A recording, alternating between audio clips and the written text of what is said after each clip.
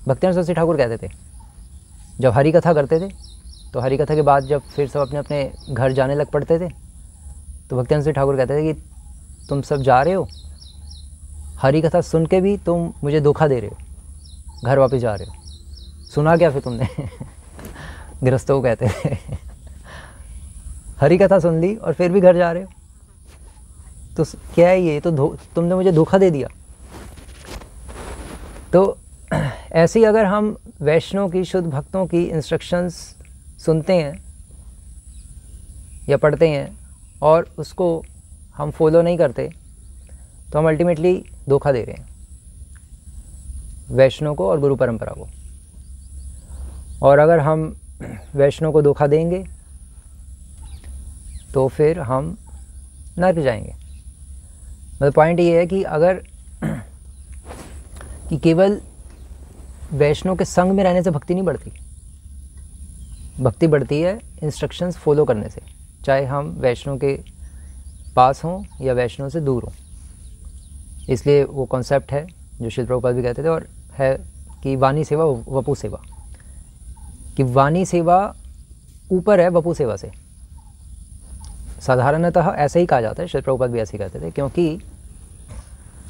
क्योंकि वपु तो होते हुए भी कई शिष्यों के लिए नहीं है, क्योंकि सारे डिसाइपल्स अपने गुरु के पास नहीं रह सकते, कि गुरु आज यहाँ है कल वहाँ है, वो नहीं हो सकता। और जब गुरु चले भी जाएं भगवान के धाम, उसके बावजूद भी हम उनका संग नहीं दे सकते। तो अल्टीमेटली वाणी सेवा ही बची जो कि प्रत्येक परिस्थिति में की जा सकती है। और वाणी सेवा मतलब इंस्ट्रक्शंस फॉलो करना, चाहे हम गृह ठाकें या वने ठाकें, अल्टीमेटली हमें इंस्ट्रक्शंस फॉलो करनी है। इसीलिए भक्तिवेदांत सरस्वती ठाकुर भी कहते थे कि जब भक्तिवेदांत सरस्वती ठाकुर गौर किशोर दास बाबा की अंतिम जो उनको समाधि देने का जो समय था, उस टाइम जब गए थे तो बाबा जी ने यही कहा था कि तुम कौन हो? तो उन्होंने कहा था कि मैं गौर किशोर दास बाबा का एकमात्र शिष्य हूँ। तो उन्होंने कहा हमने तो कभी देखा ही नहीं तुम्हें, कौन हो भाई तुम? हमें तो पता ही नहीं तुम कौन हो। तो भक्तिवेदांत सरस्वती ठाकुर ने कहा कि मैं गुरु के पास रहने में बिलीव नहीं करता, पास या दूर रहने में बिलीव नहीं करता, मैं गुरु के इंस्ट्रक्शंस फॉलो करने में बिलीव करता हूँ। इसलिए तुमने मुझे कभी देखा ही नहीं, क्योंकि मैं तो इंस्ट्रक्शंस फॉलो कर रहा था कोलकाता में बैठ के। तो अल्टीमेटली हमें इंस्ट्रक्शंस फॉलो करनी है। यही महाराज भी यही कहते हैं कि भैया इंस्ट्रक्शंस ही फॉलो नहीं हो रही। इस्कॉन मतलब कोई एक बिल्डिंग नहीं है, या इस्कॉन मतलब कोई एक इंस्टीट्यूशन नहीं है, या इस्कॉन मतलब कोई एक कुछ लोगों का समूह नहीं है। इस्कॉन मतलब प्रभुपाद, और प्रभुपाद मतलब प्रभुपाद के इंस्ट्रक्शंस। बिना इंस्ट्रक्शंस के, अगर जहाँ पे इंस्ट्रक्शंस नहीं हो रही, वो मान लो कोई कंपनी है उदाहरण के तौर पे, या हॉस्पिटल है कोई, और हॉस्पिटल में जो वहाँ का जो HOD है, जो भी डॉक्टर है जो सबसे टॉप मोस्ट, वो कह के गया कि भैया कोई भी आए यहाँ पे सबका फ्री में इलाज करना है। वो कह के चला गया और वो अपना चला गया साउथ इंडिया, और फिर नॉर्थ इंडिया में उसका हॉस्पिटल है, साउथ इंडिया चला गया। और फिर उसके बाद, उसके जाने के बाद दोबारा से पैसे लेने शुरू कर दिए डॉक्टर ने, सबने दोबारा से फीस चलनी शुरू हो गई, सब कुछ चलनी शुरू हो गई। तो वो क्या है, वो फिर वो हॉस्पिटल जिसका था, वो हॉस्पिटल अब एक दृष्टिकोण में उसका नहीं रहा। उसका नहीं रहा मतलब क्योंकि उसकी इंस्ट्रक्शंस ही फॉलो नहीं की जा रही। तो जब उसकी इंस्ट्रक्शंस ही फॉलो नहीं की जा रही, इसका मतलब जो उस हॉस्पिटल का ऑनर था उसको वहाँ से निकाल दिया गया। उसको डिसोबे करके भगा दिया। ठीक है यार, कहता रहा हम तो पैसे लेंगे, बिना पैसे के थोड़ा ना इलाज होता है, कैसे चलेगा हॉस्पिटल फॉर एग्जांपल। तो ऐसे अगर हम डिसोबे करते हैं तो फिर वो संस्था जिस गुरु या आचार्य ने खोली थी, वो फिर वो संस्था अल्टीमेटली वो हमारी हो गई, क्योंकि हम अपने हिसाब से चला रहे हैं, उसकी नहीं रही। Tata bye bye.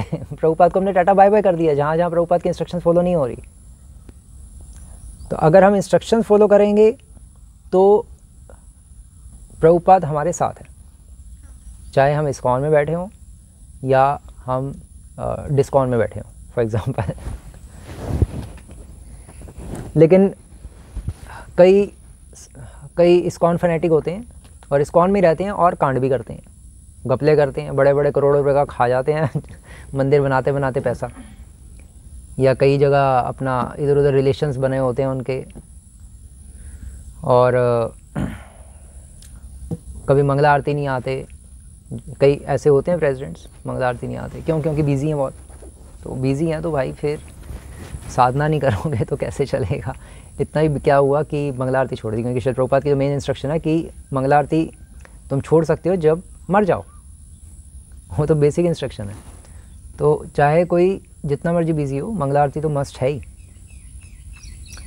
प्रभुपाद के लिए मस्त नहीं थी, क्योंकि प्रभुपाद उस टाइम बुक राइटिंग करते थे, और प्रभुपाद को देख देख के कई डिवोटीज ने आना ही छोड़ दिया मंगला आरती में। उन्होंने कहा प्रभुपाद बुक राइटिंग कर रहे हैं तो ठीक है, फिर हमें कौन देख रहा, कोई देखेंगे तो सो जाते हैं। तो आते ही नहीं थे मंगला के डिवोटी। प्रभुपाद को पता चला, प्रभुपाद के तो तोते ही उड़े। प्रभुपाद ने कहा ये क्या हो रहा है, महाजनों ये नहीं कहता सपन था मेरे पद चिन्हों का अनुसरण कर रहे हैं कि मैं बुक राइटिंग कर रहा हूँ, भागवतम लिख रहे हैं। ये कौन सी भागवतम लिख रहे हैं जो मंगला आरती छोड़ के सो रहे हैं, अभी तक उठे नहीं। तो प्रभुपाद को फिर गुस्सा आया। फिर प्रभुपाद ने डांटा कि भैया तुम्हें मेरी नकल नहीं करनी, मैं मंगला इसलिए नहीं आ रहा क्योंकि मैं पूरी रात जाग रहा हूँ। अगर तुम्हें भी नहीं आना तो पूरी रात जागो, फिर तुम सो रहे हो, ये क्या है, ये तो हौश-पौश है। तो ये बेसिक चीज़ें तो हमें फॉलो करनी है। तो अगर हम वैष्णव की शिक्षाओं को फॉलो नहीं करते तो हम उस वैष्णव के पास रहते हुए भी उस वैष्णव से करोड़ों मील दूर हैं, और अगर हम इंस्ट्रक्शंस फॉलो कर रहे हैं तो हम करोड़ों मील दूर रहते हुए भी उस वैष्णव के बिल्कुल पास हैं। और ये चीज़ भगवान देख सकते हैं और गुरु देख सकता है और गुरु परंपरा देख सकते हैं सब, लेकिन हम नहीं देख सकते। हम तो ये सोचेंगे भैया वो गुरु के पास रहता है इसलिए वो बहुत क्लोज शिष्य है, इसलिए वो उसका संग लेंगे हम। वो गुरु से दूर रहता है यार, उसको तो कुछ पता ही नहीं होगा उसको क्या मूड पता। लेकिन दिव्य ज्ञान हृदय प्रकाशित, अगर वो इंस्ट्रक्शन सही से फॉलो करेगा, गुरु परंपरा उसके हृदय में तो गुरु परंपरा उसके हृदय में गुरु का मतलब तो गुरु परंपरा का जो मूड है, जैसे फॉर एग्जांपल हमारा गौड़ीय मूड है, वो मूड डेवलप कर देंगे हृदय में भगवान, और गुरु परंपरा अपनी ब्लेसिंग से। उससे पास से दूर रहने में कोई फ़र्क नहीं पड़ता। इंस्ट्रक्शंस कौन फॉलो कर रहा है वो मायने रखता है। Personal association is for foolish, ये भक्तिदास महाराज का एक लेक्चर ही है, 2012 में दिया था कि पर्सनल एसोसिएशन तो मूर्खों के लिए है। मतलब ऐसा भी एक पॉइंट एग्जिस्ट करता है, बट बिल्कुल इसको हम एज इट इज़ नहीं लेंगे क्योंकि पर्सनल एसोसिएशन की भी अपनी वैल्यू है। लेकिन जो केवल पर्सनल एसोसिएशन पे ही वो करते हैं, फोकस करते हैं और पर्सनल एसोसिएशन करते भी हैं लेकिन आगे नहीं बढ़ते, तो फ़ायदा क्या है पर्सनल एसोसिएशन का। उनके लिए कहा गया कि ये एसोसिएशन फुलिश के लिए। क्योंकि उदाहरण के तौर पे जगन्नाथ दास बाबा जी के 2 शिष्य थे, राइट एंड लेफ्ट हैंड, और वो कहाँ जाते थे, वो प्रोस्टिट्यूट्स के पास जाते थे। उनका मन इतना लगा हुआ था भगवान में कि उनको प्रोस्टिट्यूट्स के पास जाना पड़ रहा था। इतनी ज़्यादा इंस्ट्रक्शंस फॉलो कर ली थी उन्होंने जगन्नाथ दास बाबा जी की कि वो नीचे से, जगन्नाथ बाबा जी ऊपर से बाबा जी थे या नीचे से थे ये -1 वाले बाबा जी थे, -100 वाले जगन्नाथ बाबा जी, +100 वाले बाबा जी थे। तो ये इस तरह का उनका हो गया, माइंड अजीब सा हो गया कि वो प्रोस्टिट्यूट्स के पास ही जाना शुरू हो गए। तो क्यों, तो पॉइंट ये है कि वो इंस्ट्रक्शन फॉलो नहीं कर रहे थे। तो अब बताओ कि वो जगन्नाथ दास बाबा के पास रह रहे थे? वो कभी रहे ही नहीं जगन्नाथ दास बाबा के पास। ऐसे ही भक्तिवेदांत सरस्वती ठाकुर के पास एक व्यक्ति आया और उसने कहा कि मैंने आपके बाबा से, अर्थात भक्तिवेदांत ठाकुर से मैंने गीता पढ़ी है। उन्होंने अमृत क्या टीका है उनकी, रसिक रंजनी टीका, वो मेरे सामने लिखते थे, मैंने पढ़ी है उसको, और मैं आपके बाबा से ही मैंने भगवगीता का अध्ययन किया। तो भक्तिवेदांत सरस्वती ठाकुर ने कहा कि पढ़ी है? मेरे हिसाब से तो आपने कभी भक्तिवेदांत ठाकुर के दर्शन तक नहीं किए, पढ़ कहाँ से ली गीता आपने? क्योंकि उसका जो कह रहा था व्यक्ति, उसका आचरण पूरा गोल था भक्ति नहीं थी उसमें, लेकिन उसने गीता पढ़ ली भक्तिवेदांत ठाकुर से। तो उसने भक्तिवेदांत ठाकुर से गीता नहीं पढ़ी, उसने एक बंदे से नॉलेज ले ली, बस नॉलेज ले ली, गीता नहीं पढ़ी। क्योंकि गीता पढ़ना मतलब गीता को जीवन में उतारना, तो उसने उतारी नहीं। तो इसलिए भक्तिवेदांत सरस्वती ठाकुर ने कहा कि तुमने मेरे हिसाब से पढ़ी क्या, तुमने भक्तिवेदांत ठाकुर को देखा भी नहीं। तो अल्टीमेटली हमें इंस्ट्रक्शंस फॉलो करनी है, हमें अप्लाई करनी है चीज़ों को अप्लाई नहीं करेंगे तो मरेंगे। आर या पार होगा, माया हमें पार कर देगी, आर तो नहीं होगा अगर हम फॉलो नहीं करेंगे तो शुद्ध भक्त चरण रेणु भजन अनुकूल। शुद्ध भक्तों की जो चरण रज है वो क्या है, उनकी इंस्ट्रक्शंस ही हैं। अगर हम उनकी मिट्टी उठा के वो जहाँ जहाँ चले वहाँ वहाँ हम मिट्टी उठा के अपने सर पे रख लें, गलत नहीं है, वो भी उसकी भी वैल्यू है। क्योंकि जो कालिदास थे, झाड़ू ठाकुर कालिदास, जो चैतन्य चरितमृत में आती है अंतलीला में कथा, कालिदास क्या करते थे, कालिदास झाड़ू ठाकुर के घर गए, उनके लिए मैंगोस लेके गए, उनको मैंगोस अर्पण किए, झाड़ू ठाकुर ने मैंगोस खाए, कालिदास चले गए, टाटा बाय बाय। उन्हें जैसे मैंगोस बाहर फेंके, वहाँ डस्टबिन में जाके फिर कालिदास उठा के खाने लग पड़े। वो ऐसे ट्रिक करते थे वैष्णवों का जूठा खाने के लिए, और वहाँ उन्हें खा पी के फिर चले गए। वो लेके इसलिए गए थे मैंगो कि खा के बाहर फेंके। तो हम ऐसे करेंगे तो हम तो बीमार पड़ जाएंगे, क्योंकि जो इस वैष्णव फेंके हो सकता है उसको कोई बीमारी हो, और हम तो प्योर है नहीं कि हमें वो डाइजेस्ट हो जाए। तो कई बीमार हो जाते हैं ऐसे जूठा खा के, इधर उधर मुंह मारते रहते हैं, वहाँ डस्टबिन में से निकाल के, और कई डिवोटी बीमार हो जाते हैं फिर, क्योंकि नकल करते हैं महाभागवत की। क्योंकि कालिदास महाभागवत थे, वो कोई छोटे मोटे डिवोटी थोड़े ना थे। तो अगर हम महाभागवत को इमिटेट करेंगे तो फिर क्या हो? तो फिर हम फॉल डाउन हो जाएगा। इसलिए हमें नकल नहीं करनी, हमें उनकी शिक्षाओं को पालन करना है। शुद्ध भक्त चरण रेणु भजन अनुकूल। उनके इंस्ट्रक्शंस ही हमारे भजन के अनुकूल है। हमारा भजन बढ़ेगा जब हम उनकी शिक्षाओं को फॉलो करेंगे।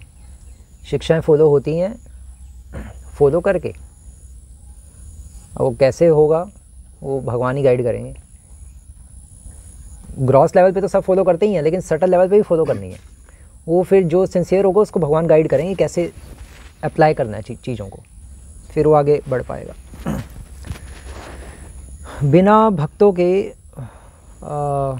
छाड़िए वैष्णव सेवा।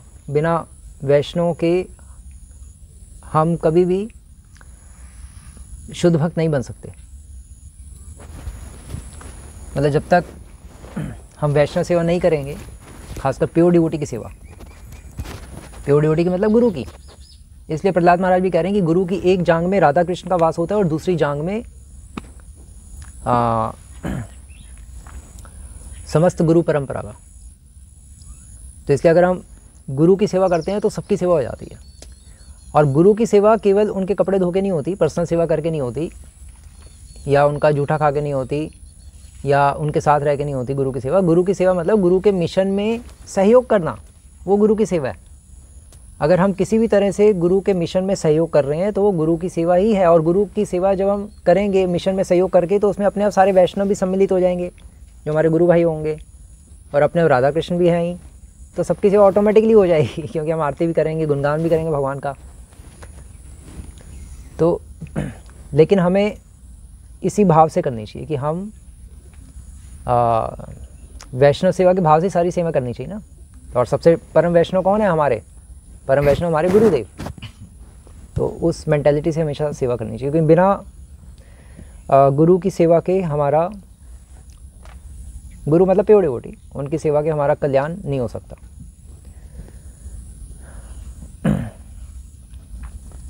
और उनकी सेवा है उनके मूड को समझना, ये वन ऑफ द मेन सेवा है।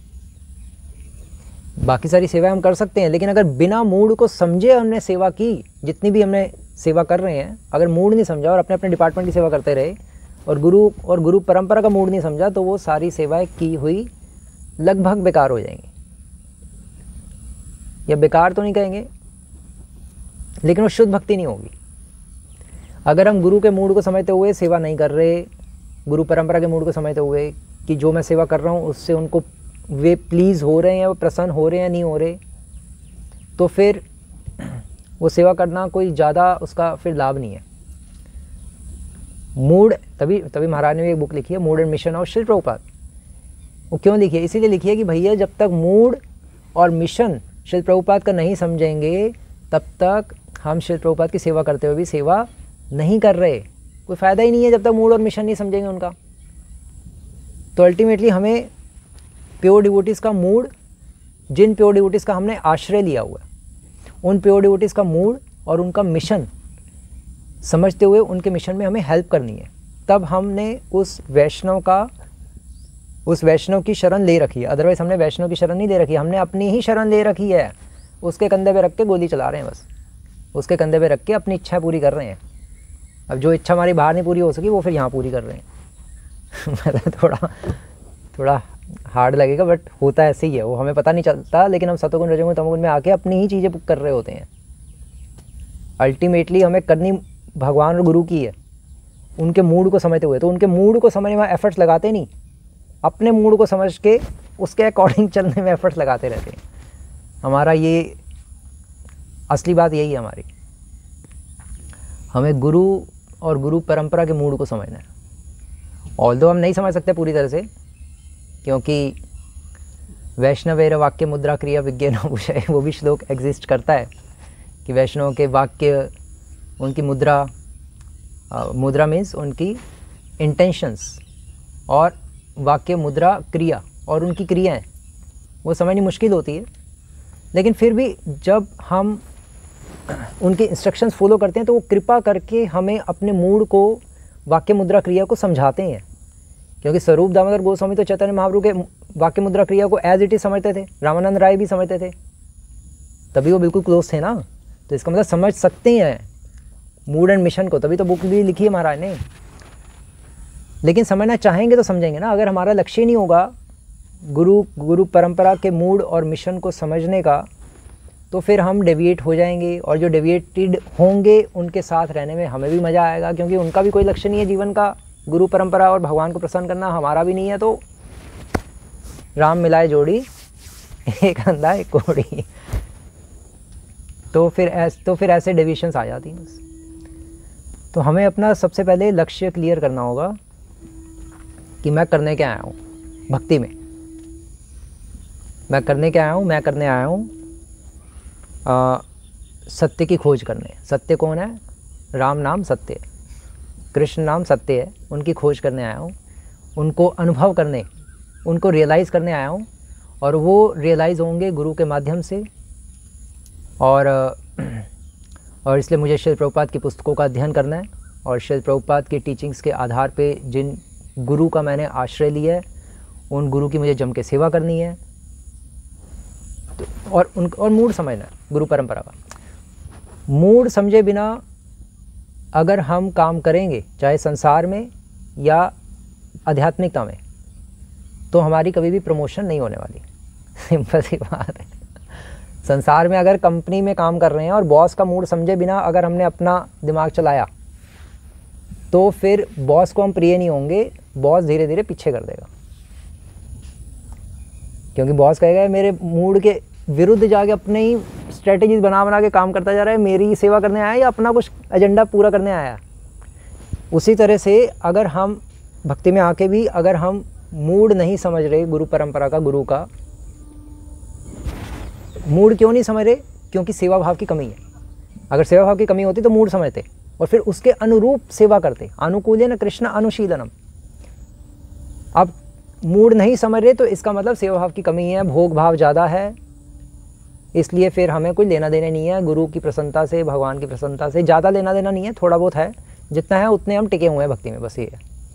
वो भी हट जाएगा तो पूरे ही हट जाएंगे भक्ति से। इस तरह से ये अल्टीमेटली ये चीज़ें मुश्किल है। मुश्किल उसी के लिए जो मूड नहीं समझेगा, बस यही है। और मूड कौन नहीं समझेगा? इसमें सेवा भाव नहीं है, जिसमें भोग भाव ज़्यादा है। वही अल्टीमेटली जो कल परसों हम डिस्कस कर रहे हैं। भक्त सेवा परम सिद्धि प्रेम लतिकार मूला। और शुद्ध भक्तों की जो चरण रेणु, जो इंस्ट्रक्शंस हैं, वही मेरे भजन के अनुकूल है। और उनकी सेवा और फिर उनकी इंस्ट्रक्शंस को, उनके मूड को समझते हुए फिर मुझे उनकी सेवा करनी है। बिना मूड समझे सेवा करना बेकार है। इसीलिए वो श्लोक आ रहे हैं, अन्याभिलाषिता शून्यम ज्ञान कर्माद्यानावृतम अनुकूलेन कृष्ण अनुशीलनम। अनुकूल भाव से, फेवरेबल होकर, फेवरेबल एटीट्यूड के साथ हमें भगवान की सेवा करनी है। अगर एटीट्यूड हमारा ठीक नहीं है और सेवा करते जा रहे हैं तो सेवा का ज़्यादा फल नहीं आएगा। इसलिए श्रील प्रभुपाद ने भी कहा ना कि attitude is the key to success, simple भाषा में, या depends on the attitude of the follower. Nectar instruction में कहा है माधव तिथि भक्ति जननी जतने पालन कौरी। माधव तिथि मतलब आज का दिन, एकादशी। एकादशी भक्ति की जननी है। जननी मतलब माधव तिथि एकादशी भक्ति देने वाली है। जननी मतलब भक्ति प्रदान करने वाली माँ है, मतलब भक्ति को जन्म देती है आज का दिन। तो आज के दिन इसलिए हमें ज़्यादा से ज़्यादा ज़्यादा नहीं, कम से कम भोग और प्रज्वलित में समय व्यतीत करना चाहिए, तो अपने आप चीज़ें ज़्यादा होंगी। माधव तिथि भक्ति देने वाली है, इसलिए मैं यत्नपूर्वक इसका पालन करता हूँ। भक्तिवंत ठाकुर कह रहे हैं, मैं भगवान श्री कृष्ण के धाम को ही आदरपूर्वक अपना निवास स्थान चुनता हूँ। माधव तिथि भक्ति जननी जतने पालन करनी, कृष्ण वसति वसति बलि परम आदर बरी। और जहाँ भगवान कृष्ण वास करते हैं, जो भगवान का धाम है, उसको ही मैं अपना निवास स्थान चुनता हूँ। और भगवान का धाम कहाँ है? ना अहम तिष्ठामि वैकुंठे योगिनाम हृदयेषु हुआ। भगवान का धाम है भक्तों के हृदय में। इसलिए कहा जाता है कि साधु संग ही धामवास है। जैसे कहते हैं नहीं, कृष्ण नाम कृष्ण काम कृष्ण धाम। तो वहाँ पे कृष्ण धाम का मतलब क्या है कि हम वृंदावन में जाके बैठ जाएं राधा कुंड पे और वहाँ राधा कुंड में डुबकियाँ मारते रहें, वो कृष्ण धाम नहीं है। कृष्ण धाम मतलब जहाँ भक्तों का संग हो। जहाँ भक्तों का संग है वहीं पे भगवान वास करते। तो इसलिए वो कह रहे हैं कि मैं ऐसी जगह पर रहना पसंद करता हूँ जहाँ भगवान का वास है। और भगवान का वास कहाँ है? भगवान का वास भक्तों के हृदय में। गौर आमार जे सब स्थाने करल भ्रमण रंगे। गौरांग महाप्रभु जो हैं, उन्होंने जिन जिन स्थानों का भ्रमण किया है, साउथ इंडिया गए, फिर वृंदावन आए, प्रयाग गए, और भी कई सारी जगह जहाँ जहाँ गए, मैं भी प्रेमी भक्तों के साथ उन स्थानों का दर्शन करूँगा। प्रेमी भक्त मतलब प्योर डिवोटीज के साथ। से सब स्थान हेरी व आमी प्रणयी भक्त संगे। मैं भी उन स्थानों पे जाऊँगा। कैसे? प्रेमी भक्तों के साथ। मतलब हमें अगर कभी जाना चाहिए, जब भी धाम जाना चाहिए, तो हमेशा अच्छे डिवोटीज़ के साथ जाना चाहिए, जो एडवांस डिवोटीज़ हैं। वो फिर अपनी इंस्ट्रक्शंस के थ्रू उस धाम के दर्शन हमें करा पाएंगे। अदरवाइज़ आई एक्सरसाइज हो जाएगी, जो भक्तियानंद सरस्वती ठाकुर कहते थे, आई एक्सरसाइज। यही तो हुआ था। भक्तियानंद सरस्वती ठाकुर एक बार कथा कर रहे थे और डिवोटीज़ बैठे हुए थे, और जैसे ही घंटा बजा आरती का पास के मंदिर में, क्योंकि उस टाइम क्या होता था, उस टाइम व्रजमंडल परिक्रमा करवाते थे श्री भक्तियानंद सरस्वती ठाकुर। पूरे 1 महीने चलती थी कार्तिक में। भक्तियानंद सरस्वती ठाकुर ने शुरू की थी व्रजमंडल परिक्रमा। तो भक्तियानंद सरस्वती ठाकुर एक बार कथा कर रहे थे, तो पास का मंदिर, तो अब दोपहर को मंदिर बंद हो जाते व्रज के सारे, तो एकदम से शाम को मंदिर खुला, तो सब भागे आरती के लिए। अरे आरती उस मंदिर की तो हमने अटेंड करने, वही तो आए थे इतनी दूर से, भागे। तो गिने चुने डिवोटीज बच गए, 2-3 बच गए बस। बाकी सब कांग्रीगेशन और ब्रह्मचारी सब भाग गए, और दर्शन करने सब भाग गए। तो बस, तो मेन उसमें से वन ऑफ द मेन एक बचे थे, अभय बाबू, श्री प्रभुपाद जी बचे थे बस। तो श्री प्रभुपाद को फिर देखकर भक्तियानंद सरस्वती ठाकुर और इम्प्रेस हुए कि हाँ, ऐसा ही मुझे व्यक्ति चाहिए जो गौरांग महाप्रभु के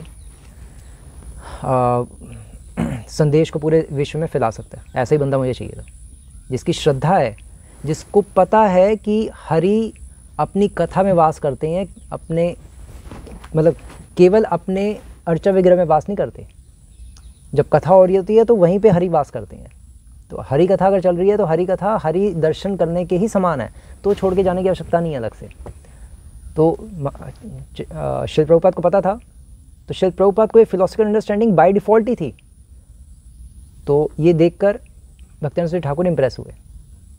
अब क्यों थी बाय डिफ़ॉल्ट? क्योंकि डेफिनेटली इसका मतलब ऑलरेडी भक्ति थी हृदय में। तो इस तरह से है। तो जब भी हमें जाएं, इसीलिए श्री प्रभुपाद भी कहते थे कि वृंदावन मत जाओ, अगर जाना है तो मतलब 3 दिन से ज़्यादा मत रुको, और डिवोटीज़ के साथ जाओ, क्योंकि 3 दिन से ज़्यादा रुकेंगे तो वृंदावन भी हमें सिंपल लगना शुरू हो जाएगा। जैसे दिल्ली है, नोएडा है, राजपुरा है, बस वैसे लगना शुरू हो जाएगा हमें 3 दिन के बाद। लेकिन फिर क्वेश्चन यहाँ पे उठता है कि भैया वहाँ पे इस्कॉन टेम्पल भी तो है और ब्रह्मचारी भी तो रह रहे हैं, बहुत सारे डिवोटीज भी तो रह रहे हैं, तो फिर श्रील प्रभुपाद ने वहाँ कैसे अलाउ कर दिया धाम में? वो तो 3 दिन क्या, वो तो 30 साल से रह रहे हैं या फॉर एग्जाम्पल वो तो 3 साल से रह रहे हैं या 15 साल से रह रहे हैं, तो वो कैसे रह रहे हैं फिर? एक तरफ प्रभुपाद जी कह रहे हैं कि 3 दिन से ज़्यादा मत रुको, दूसरी तरफ रोका हुआ होलसेल में वहाँ डिवोटीज को, तो कैसे समझेंगे इसको? तो इसको ऐसे समझेंगे कि धाम में रह सकते हैं 3 दिन से ज़्यादा अगर ऑर्डर पे हम रह रहे हैं तो अभी जो रह रहे हैं वो प्रचार के उद्देश्य से और ऑर्डर पे रह रहे हैं। अगर हम भी कहेंगे हम भी वृंदावन इस्कॉन में जाके फुल टाइम बनेंगे या मायापुर इस्कॉन में जाके बनेंगे ताकि हमारा भजन भी अच्छा हो जाए, तो फिर तो अपने भजन के बारे में सोच रहे हैं, फिर तो भक्ति गई। श्रील प्रभुपाद अपना भजन छोड़ के वृंदावन और मायापुर छोड़ के कहाँ गए थे? सीधा अमेरिका गए थे, जो भोग की हाईएस्ट स्टेज है, वहाँ पे जाके और श्रील प्रभुपाद क्या कह रहे थे? श्रील प्रभुपाद जी कह रहे थे कि मैं कभी वृंदावन से दूर हुआ ही नहीं। तो वृंदावन से दूर वृंदावन में रहते हुए भी हम हो सकते हैं, इसमें कोई दो राय नहीं है। इसीलिए वृंदावन में भी कांड होते रहते हैं, बहुत कांड होते हैं वृंदावन में, मायापुर में भी होते हैं, हर जगह होते हैं। धाम में रह के ही वो धाम को ही दिन में तारे नज़र आने शुरू हो जाते हैं कि हुआ क्या, ये कैसे कैसे लोग आ रहे हैं, धाम भी हैरान हो जाता है। तो इसलिए हमें अल्टीमेटली कॉन्शियसनेस अपनी वृंदावन की रखनी है। जैसे चैतन्य महाप्रभु कहते थे कि अन्येर मन मन मोर मन वृंदावन, हमें अपने मन को वृंदावन बनाना है, हमें वृंदावन में रहना नहीं है। श्री भक्तिवेदांत सरस्वती ठाकुर की भाषा में या श्री प्रभुपाद की भाषा में, हमें वृंदावन में वास नहीं करना, हमें वृंदावन दूसरों को बांटना है। वृंदावन से बाहर निकल के, वृंदावन में खुद बैठ गए अपना भजन करने को तो भोग हो गया, लेकिन वृंदावन से बाहर निकल के हमें दूसरों की हेल्प करनी है, उनको भी वृंदावन बांटना है, तो भक्ति है, तो हम भक्त हैं। अदरवाइज ना हमें भक्ति और ना हम भक्त हैं, वो फिर सब नाम का हो जाएगा।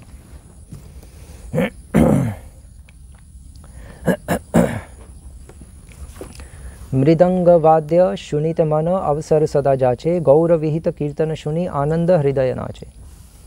कि भक्ति ठाकुर लिख रहे हैं कि मृदंग की मधुर ध्वनि को सुनने के लिए मेरा मन सर्वदा ललायित रहता है, तथा श्री गौरांग महाप्रभु द्वारा प्रवर्तित कीर्तनों को सुनकर आनंद से भरकर मेरा हृदय नाचने लगता है। कि जैसे मैं मृदंग वाद्य वगैरह सुनता हूँ, क्या सुनता हूँ?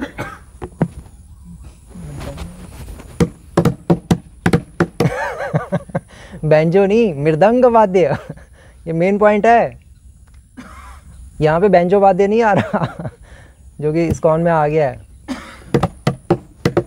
ये क्या है? ये तो अफ्रीकन इंस्ट्रूमेंट है। ये महाप्रभु थोड़ा ना ये करते थे, महाप्रभु ने अप्रूव किया था मृदंग वाद्य, मृदंग करताल, इससे नगर संकीर्तन जो चांद काशी के वहाँ भी गए थे, ये सब बजाते हुए गए थे, सब खोल वोल, वो ये थोड़ा ना बैंजो बजा रहे थे। तो ये पॉइंट है कि हमें मृदंग का जब ध्वनि सुने तो हमें एकदम से महाप्रभु का स्मरण होना चाहिए। वैसे ही मृदंग की एक साइड महाप्रभु है, दूसरी साइड नित्यानंद प्रभु है, पता ही है तो हमें मृदंग की ध्वनि जैसे सुने तो एकदम से महाप्रभु का स्मरण होना चाहिए, पंचतत्व का, श्री वासांगन का स्मरण होना चाहिए, जहाँ पूरी पूरी रात कीर्तन चलता था। और जैसे ये आवाज़ सुने तो एकदम से अफ्रीका के जंगलों का ऑटोमेटिक स्मरण होगा। इससे भगवान को थोड़ी ना प्रसन्नता मिलेगी। अगर हम इंस्ट्रूमेंट्स में डेविएट हो जाएंगे तो फिर भगवान कैसे प्रसन्न होंगे? ना गुरु परंपरा प्रसन्न होगी। इसका मतलब हम अपना कुछ लक्ष्य पूरा कर रहे हैं भक्ति की आड़ में, हम अपना ही म्यूज़िक पूरा कर रहे हैं। हमें म्यूज़िक का शौक था तो वो ले आए। क्यों? क्योंकि प्रभु जी मृदंग बजता नहीं है, 4 लोग भी बजाते हैं तब भी आवाज़ नहीं आती। अरे भाई ढंग के मृदंग रखो, क्यों पुराने फटे फुराने रखे हुए हैं? अच्छे मृदंग 2 भी रखोगे तो बहुत आवाज़ आती है। रथ यात्रा में बजते ही हैं जहाँ पे प्रॉपर्ली फॉलो किया जाता है। अब वो तो फालतू के इंस्ट्रूमेंट्स आ जाते हैं तो वो भक्ति नहीं है, वो तो गुरु परंपरा से हम इंस्ट्रूमेंट्स से शुरुआत हुई है और बाद में फिर पता नहीं क्या क्या गुल खिलाएंगे, फिर धीरे धीरे फिर तभी बहुत डेविएशंस आती हैं उल्टी सीधी। तो हमें बहुत ध्यान से चलना चाहिए छोटी छोटी चीज़ों में ही, क्योंकि छोटी छोटी चीज़ों की जब हैबिट पड़ती है तो उससे बड़ी बड़ी चीज़ें फिर आने में टाइम नहीं लगता। तभी तो फिर डेविएशंस आ गई हैं, कई संस्थाओं में आ जाती है। युगल मूर्ति देखिया मोर परम आनंद है। जब मैं राधा कृष्ण का दर्शन करता हूँ तो मुझे परम आनंद होता है।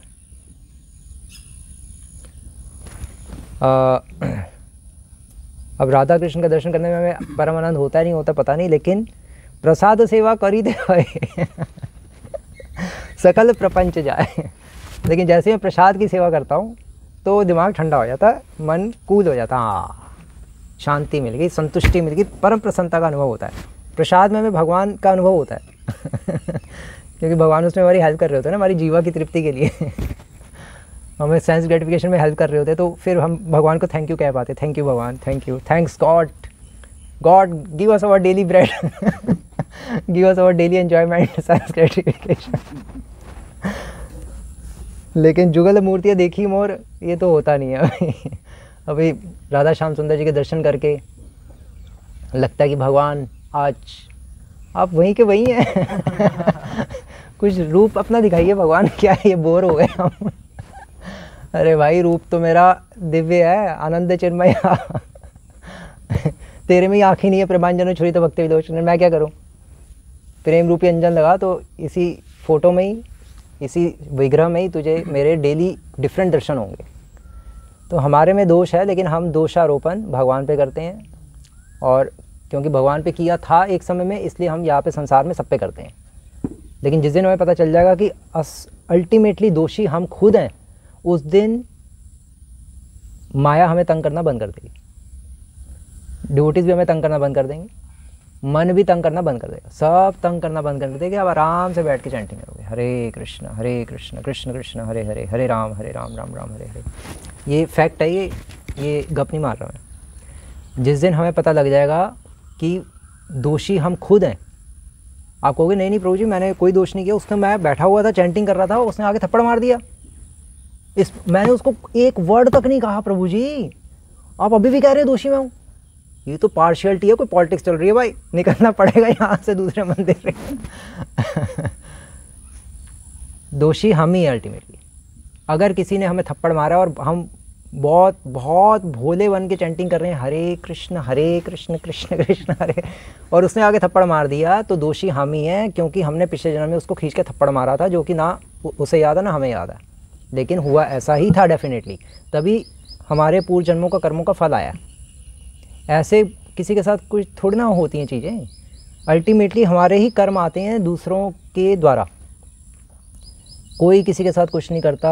ये श्रीमद् भागवतम का मेन प्रिंसिपल है। अगर हमने श्रीमद् भागवतम के श्लोक रट लिए, धर्मः प्रोजित कैतवो अत्र परमो निर्मत्सराणाम सताम, लेकिन अगर ये प्रिंसिपल को अप्लाई नहीं किया कि हमारे साथ जो कुछ भी हो रहा है कोई कुछ नहीं कर रहा, हमारे ही कर्म आ रहे हैं दूसरों के माध्यम से, हमने उसको प्रेरित किया इसलिए उसने आके मारा है। आप कहोगे हमने कब किया प्रभु जी, मैं तो चैंटिंग कर रहा हूँ, पिछले जन्म में हमने किया था। हमारे कर्मों का फल मिल रहा है, हम कर्मों का फल ही तो भुगत रहे हैं संसार में। तो फिर हम जब हमारे साथ कुछ होता है तो हम भूल जाते हैं, और क्योंकि भूल जाते हैं इसलिए हम माया में हैं। जब हमें याद रहना शुरू हो जाए कि जो भी मेरे साथ हो रहा है ये मेरे कर्मों का फल है, उतनी ही मात्रा में हम लिबरेट होना शुरू हो जाएंगे। बस यहीं पे हम मात खा रहे हैं। अल्टीमेटली यही है सिद्धांत। आपको प्रैक्टिकल कैसे है, वो प्रैक्टिकल माया सिखाएगी धीरे धीरे कैसे होगा प्रैक्टिकल। जब हम गिर गिर के बच्चा बड़ा होता है ना, ऐसे ही गिर गिर के थप्पड़ खा खा के माया के इधर उधर पढ़ पुड़ के बिल्कुल माइंड जब डिस्टर्ब हो जाएगा, कचुम्बड़ हो जाएगा, कुछ समझ नहीं आएगा, तो अपने आप रियलाइज़ हो जाएगा भाई किसी के साथ मैं कुछ नहीं करता तब भी मेरी लाइफ ऐसे क्यों होती जा रही है यार, ये तो कर्मों का फल ही होगा, जो सुना था वही लग रहा है। तो अब तो अपने आप दिमाग ठंडा होके ये अपने आप रियलाइज़ हो जाएगा। अगर हम चाहते होंगे तो, ऐसे नहीं होगा। अगर हम प्योरली फॉलो करना चाहते होंगे तो भगवान फिर हमें दर्शन के दर्शन करवाने शुरू कर देंगे। ये दर्शन है ना, सिद्धांत है ना ये, कि जो कुछ भी हो रहा है हमारे साथ पिछले जन्मों के कर्मों के कारण ही हो रहा है, इसके दर्शन हमें होने शुरू हो जाएंगे, हमें दिखना शुरू हो जाएगा एग्जैक्टली ये कोई कुछ नहीं कर रहा। वो डिवोटी ने मेरे साथ ऐसा किया है, क्यों करेगा वो बेचारा, वो भी तो शरीफ सा है, वो मेरे कर्मों का फल आया होता है इसलिए उसको करना पड़ेगा। इसलिए एक डिवोटी के साथ कोई कुछ भी करता है वो तब भी किसी के बारे में बुरा नहीं सोचता। वो कैसे कर पा रहा है डिवोटी, ऐसे ही तो कर पा रहा है, उसको पता है यार ये मेरे साथ कर ही नहीं रहा था। तभी तो जीसस क्राइस्ट ने कहा कि भगवान इनको क्षमा कर दीजिए, क्योंकि ये तो मतलब वो तो ऐसे ही सोच होंगे मेरे कर्मों का फल है, बट उनके चलो कर्म तो नहीं है। बट एक प्योर डिवोटी का ऐसे ही सोचना चाहिए कि मेरे कर्मों का फल है। बट चलो जीसस क्राइस्ट की तो अलग कॉन्शियसनेस होगी। बट पॉइंट ये है कि एक डिवोटी कभी किसी का बुरा नहीं मानता। वो इसलिए नहीं, वो कभी तो तभी तो बुरा नहीं मानता क्योंकि उसको पता है जो कुछ भी मेरे साथ हो रहा है वो मेरे पूर्व जन्मों के कर्मों के कारण हो रहा है, इसलिए बुरा मानना क्या है। कुछ टाइम के लिए वो बुरा जरूर मानेगा क्योंकि अल्टीमेटली है वो भी ह्यूमन, तो हो सकता है वो कुछ टाइम के लिए किसी किसी जगह पे बुरा मान जाए, लेकिन इमीडिएटली अपने आप को वो निकाल लेगा उससे। एकदम से उसको आएगा ये कि मैं क्या कर रहा हूँ, ये तो लेमैन की तरह सोच रहा हूँ, और एकदम से वो दोबारा से रिकवर करके वो हो जाएगा और फॉरगिव फॉरगेट हो जाएगा, मतलब फॉरगिव फॉरगेट कर देगा क्योंकि उसको एकदम से पता चले ये क्या है। अगर कभी उसको लगा भी, क्योंकि अभी वो अगर वो 100% लिबरेटेड नहीं है तो बीच बीच में उसको कभी वो हर्ट होगा कभी नहीं होगा, अभी तो ऐसे होगा 50-50। फिर धीरे धीरे जितनी मात्रा में उसकी भक्ति बढ़ती रहेगी उतनी मात्रा में उसको याद आता रहेगा कि मेरे पूर्व जन्मों के कर्मों के कारण ही मेरे साथ जो कुछ भी हो रहा है लाइफ में हो रहा है, उतनी मात्रा में ही वो हर्ट होना और कम होता चला जाएगा क्योंकि उतनी मात्रा में उसका अहंकार भी कम हो रहा है। तो ये सारी जो साइंस है, डिवोशनल साइंस, ये बहुत प्रैक्टिकल साइंस है, लेकिन जब तक किसी को ये साइंस थोड़ी बहुत भी अनुभव नहीं होती उसको फेथ नहीं आएगा। फिर उसकी श्रद्धा कोमल श्रद्धा रहती है, फिर ऐसे डिवोटीज फिर कमल की पंखुड़ी के समान होते हैं, हल्का सा ऐसे करो वो गिर जाते हैं। तो इसलिए कहा जाता है कि सिद्धांत बलिए चित्ते न करा दास, डिवोशनल प्रिंसिपल्स को समझने में, सिद्धांतों को समझने में आलस मत करो, सिद्धांतों को समझो और भक्ति में आगे बढ़ो, कम से कम मध्यम वैष्णव के सर पे आ जाओ। तो आप कहोगे प्रभु जी सिद्धांतों को समझना चाहते हैं तभी तो हम कह रहे हैं कि हमें 10-10 घंटे डेली पढ़ने दो, सेवा कराते रहोगे तो कैसे समझेंगे सिद्धांतों को। लेकिन नहीं, पढ़ने से केवल सिद्धांत नहीं समझे जाते, सिद्धांत समझे जाते हैं सेवा भाव के साथ सेवा करने से, उससे फिर दिव्य ज्ञान हृदय प्रकाशित होता है। क्योंकि बड़े बड़े स्कॉलर्स हुए हैं वैष्णव समाज में जो कि जिनका फॉल्डन हो चुका है। क्यों? क्योंकि हमें लगता है कि हम नॉलेज लेके दुनिया को इम्प्रेस करके भगवान को इम्प्रेस कर लेंगे, गुरु परंपरा को इम्प्रेस कर लेंगे, लेकिन हमारे एफर्ट से हम जो नॉलेज लेंगे उससे करोड़ों गुना ऊपर वो नॉलेज होगी जो हमारी सेवा से प्रसन्न होकर भगवान और गुरु परंपरा देगी। फिर वो नॉलेज जब हम दूसरों को देंगे तब उसकी आंखें फट जाएंगी, ये क्या है, वो अलग चीज़ होती है। तो इसलिए हमें अपने आप को अल्टीमेटली प्योर करने पे लगाना चाहिए, क्योंकि purity is the force, books are the basis, utility is the principle, और चौथा क्या है, प्रीचिंग इज़ द एसेंस। तो नहीं भाई, तो इसलिए अगर हमने प्योरिटी इज़ दी फोर्स पे फोकस नहीं किया, प्योरिटी पे फोकस नहीं किया और नॉलेज ले ली, तो नॉलेज ही हमारा बेड़ा गर्क कर देगी, हम डूब जाएंगे। तो इसलिए हमारा गोल होना चाहिए प्योरिटी पे, प्योरिटी इज़ दी फोर्स। अगर प्योरिटी होगी तो फिर हमारी बात में फोर्स होगी, प्योरिटी नहीं होगी, केवल नॉलेज होगी, तो हम क्या बन जाएंगे, जाकिर नायक बन जाएंगे, और क्या होगा। चलो ठीक है। जे दिन गृहे भजन देखी गृहे ते गोलोक भाई। जिस दिन मैं घर में देखता हूँ भजन हो रहा है उस दिन मुझे लगता है घर ही गोलोक बन गया, और फिर घर छोड़ने का मन ही नहीं करता। फिर तो वानप्रस्थ की भी कोई आवश्यकता नहीं है और फुल टाइम बनने की कोई आवश्यकता नहीं है, क्योंकि घर ही गोलोक बन गया। अब तो जब भजन करता हूँ, इसलिए मैं डेली शाम को भजन करता हूँ ताकि घर छोड़ने का मन ही ना करे मेरा, और मेरा बिजनेस भी चलता रहे, क्योंकि फिर सब ऊपर नीचे हो जाएगा ना। जे दिन गृहे भजन देखी गृहे ते गोलोक भाई। इसका मीनिंग था कुछ भक्तिनाथ ठाकुर ने अपने आर्टिकल्स में कहीं लिखा हुआ था, बहुत एक याद है किसी को, प्रभु जी ने बताया था एक बार, केशव प्रभु जी ने, कि जिस दिन मैं घर में भजन देखता हूँ तो उस दिन गृहे जे दिन गृहे भजन देखी गृहे ते गोलोक भाई। और उस दिन मुझे लगता है कुछ ऐसे था इसकी मीनिंग कि जिस दिन घर में भजन देखता हूँ तो उस दिन मुझे लगता है कि घर मेरा खत्म हो गया, जल के तबाह हो गया, भस्म हो गया, और मैं और मेरी सारी आसक्तियाँ खत्म हो गई, सारा मेरा परिवार खत्म हो गया, मैं गोलोक में आ गया। कुछ ऐसे इसका मीनिंग था। एग्जैक्ट मीनिंग इसका बहुत अच्छा है वैसे, इसकी जो इंटरप्रिटेशन, जो मतलब भक्तिनाथ ठाकुर ने जो इसका रियल मीनिंग बताया है अपने एक सज्जन तोषनी के आर्टिकल में, मैं अभी एग्जैक्टली भूल गया, बट इसका मीनिंग जो डिवोटीज पढ़ते हैं और जिस फॉर्म में इसको समझते हैं, इसका मीनिंग ही नहीं है वो। जे दिन गृहे भजन देखी गृहे ते गोलोक भाई। जिस दिन घर में भजन देखता हूँ उस दिन घर ही मुझे गोलोक लगता है, इसलिए मैं पास में मंदिर जो है वहाँ पे भी नहीं जाता आजकल प्रभु जी, क्योंकि घर ही मुझे वो लगता है गोलोक। मंदिर क्या जाना, नहीं प्रभु आप आरती आया करो, गौर आरती शाम को। अरे मैं घर में गौर आरती करता हूँ, मुझे तो घर ही गोलोक लगता है। तो फिर ऐसे ऐसे लोग आइडियाज़ आ जाते हैं। इसलिए कई लोग मंगला आरती नहीं जाते, मंदिर होगा 500 मीटर की दूरी पे, जाएंगे नहीं, क्योंकि वो कह रहे हैं मैं सुबह मंगला आरती घर में करता हूँ, मुझे गृह है तो गोलोक भाई, घर ही मुझे गोलोक लगता है, मैं मंदिर जाके करूँ। मंदिर ही जाना बंद कर देते कई डिवोटीज इस चक्कर में। बट इसका ये मीनिंग नहीं है, एग्जैक्ट मीनिंग मैं हाँ भूल गया अभी। जे दिन गृह भजन देखी, गृह तो गोलोक भाई, चरण सिद्धू देखिया गंगा सुख न सीमा पाए। और श्री भगवान का चरणामृत, एक मिनट देखते हैं, अगर याद आएगा मैं बताऊंगा लास्ट में। श्री भगवान का चरणामृत, चरण सिद्धू देखिया गंगा, और श्री गंगा जी का दर्शन करके तो सुख की सीमा ही नहीं रहती मेरी। समझ ना, गंगा जी का दर्शन करके, तो जब हम गंगा जी का दर्शन करें तो हमारी सुख की सीमा नहीं रहनी चाहिए, क्योंकि गंगा जी क्या है, गंगा जी द्रव्य ब्रह्म है, वो भगवान ही है लिक्विफाइड फॉर्म में। जिस तरह से दारू ब्रह्म जगन्नाथ जी हैं, लकड़ी के रूप में भगवान है। तो गंगा जी को देख के और भगवान का चरणामृत पान करते समय चरणामृत देख के, ये तो स्पिरिचुअल सब्सटेंस है बिल्कुल। तो ये देखकर तो हमें एकदम से कृतार्थता की भावना आनी चाहिए। बट दुर्दैवम ईदृशम इहा जनि नानु रागा, लेकिन हमारा दुर्भाग्य है कि हमें इन चीज़ों को देख के कोई अट्रैक्शन ही नहीं होती। हमें लगता है यार ठंडा पानी लाया फ्रिज से, ये क्या गंदा गंगा जल इतने दिन से पड़ा हुआ है, ये पीने वाला थोड़ा ना, पिएंगे नहीं, ये तो बस दर्शन करने के लिए, बस दूर से बस ठीक है बस। तो हमारी कॉन्शियसनेस बिल्कुल अलग है, गड्ढे में है अभी। और इससे निकलेंगे कब निकलेंगे, कैसे निकलेंगे पता नहीं, कब वो दिन आएगा। कबे हबे बोलो से दिन आमार, कि कब मेरा दिन आएगा। हमार अपराधे घुची शुद्ध नामे रुचि, कृपा हबे बोलो से दिन समझार।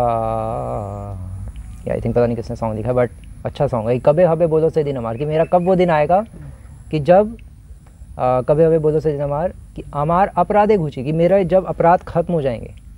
शुद्ध नामे रुचि, शुद्ध नाम में मेरा अनुराग होगा।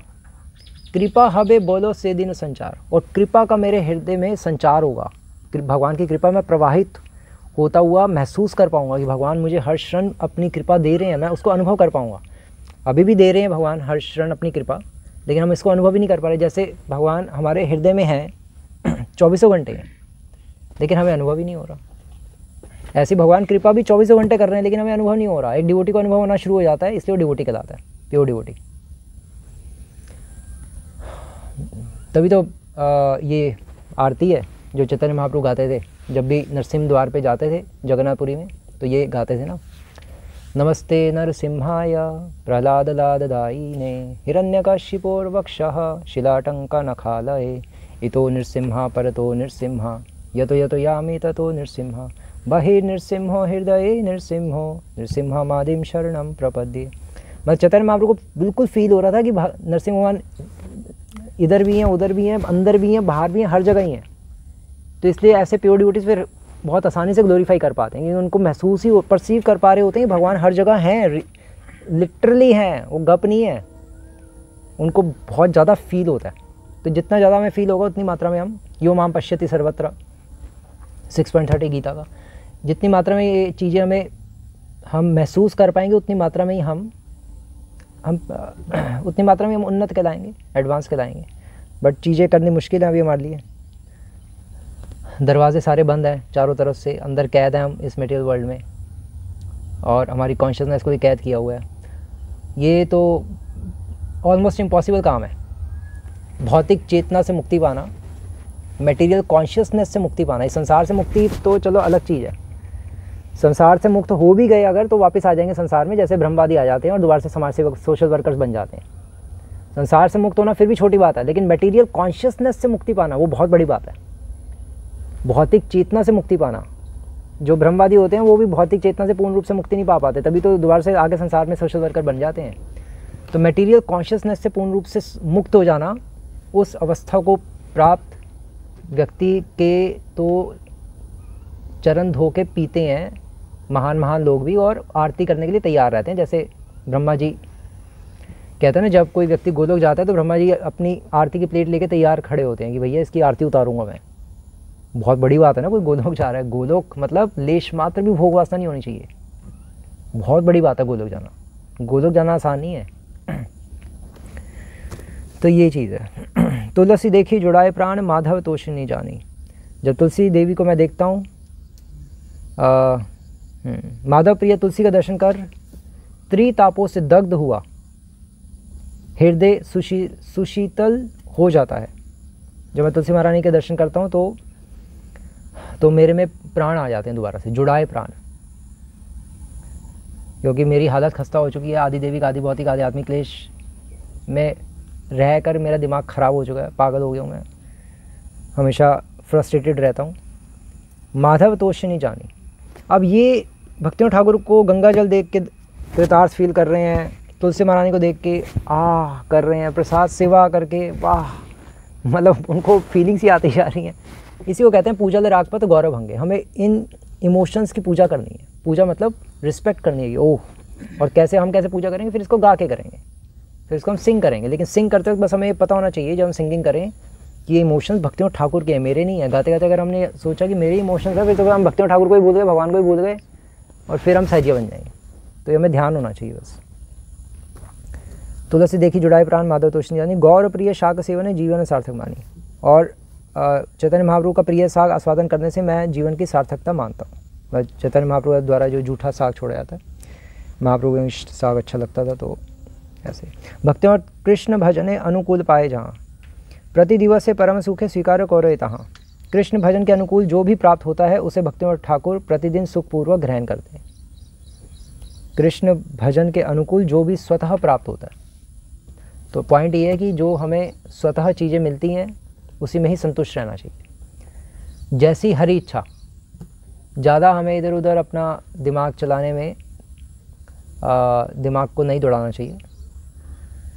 ज़्यादा दिमाग चलाना चाहिए कि किस तरह से मैं अपनी चैंटिंग की क्वालिटी को बढ़ाऊं, अपनी साधना की क्वालिटी को बढ़ाऊं, ओवरऑल अपनी सेवा मैं किस तरह से और अच्छी करूं, मूड समझते हुए गुरु परंपरा का, जिससे उनको और प्रसन्नता मिले।